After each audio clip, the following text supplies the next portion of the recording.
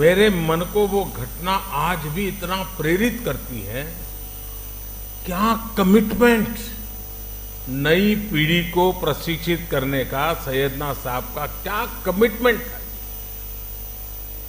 99 as में भी बैठ करके बच्चों को पढ़ाना, और मैं समझता हूं 800,000 बच्चे एक साथ पढ़ रहे थे।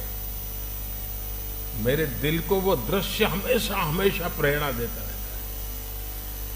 गुजरात में रहते हुए हमने एक दूसरे को बहुत करीब से देखा है। कई रचनात्मक प्रयासों को साथ मिलकर के भी आगे बढ़ाया है। और मुझे याद है सैयदना साहब की शताब्दी का वर्ष हम मना रहे थे और सूरत में हमारा बहुत बड़ा जलसा था, मैं भी था उसमें। तो सैयदना साहब ने मुझसे कहा तुम मुझे बताओ मैं क्या काम करूं। मैंने कहा मैं कौन होता हूं आपको काम बताने वाला। लेकिन उनका बड़ा आग्रह था।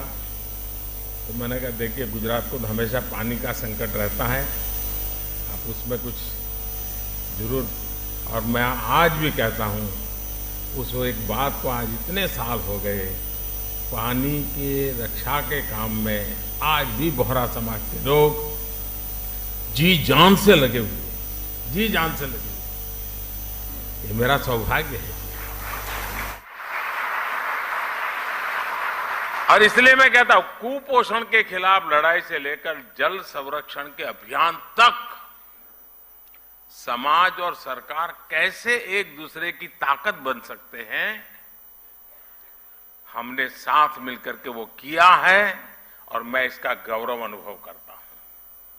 और विशेषकर हिज होलीनेस सैयदना मोहम्मद बुरहानुद्दीन साहब, उनके साथ जब भी मुझे चर्चाएं करने का अवसर मिला, उनकी सक्रियता, उनका सहयोग मेरे लिए भी एक प्रकार से मार्गदर्शक रहा है।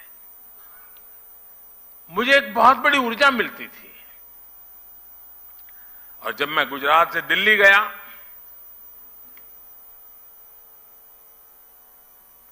आपने गादी संभाली,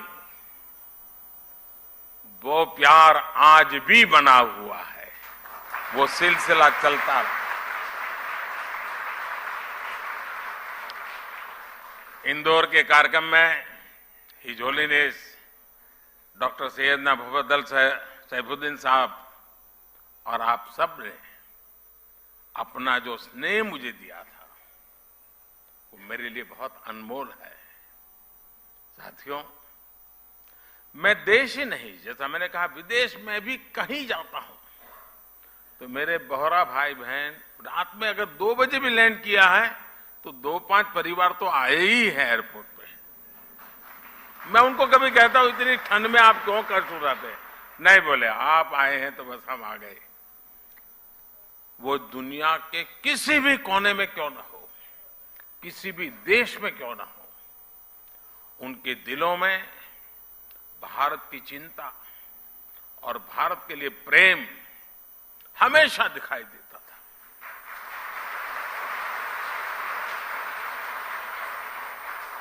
आप सभी की ये भावनाएं, आपका ये प्यार मुझे बार बार आप तक खींच लाता है।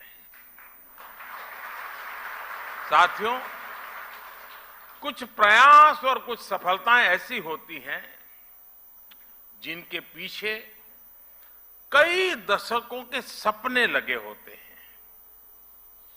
मुझे बात पता है कि मुंबई शाखा के रूप में अल जमाया तुस सैफिया का जो विचार हो रहा है, इसका सपना दशकों पहले हिज होलीनेस सैयदना अब्दुल कादिर नईमुद्दीन साहब ने देखा था। उस समय देश गुलामी के दौर में था।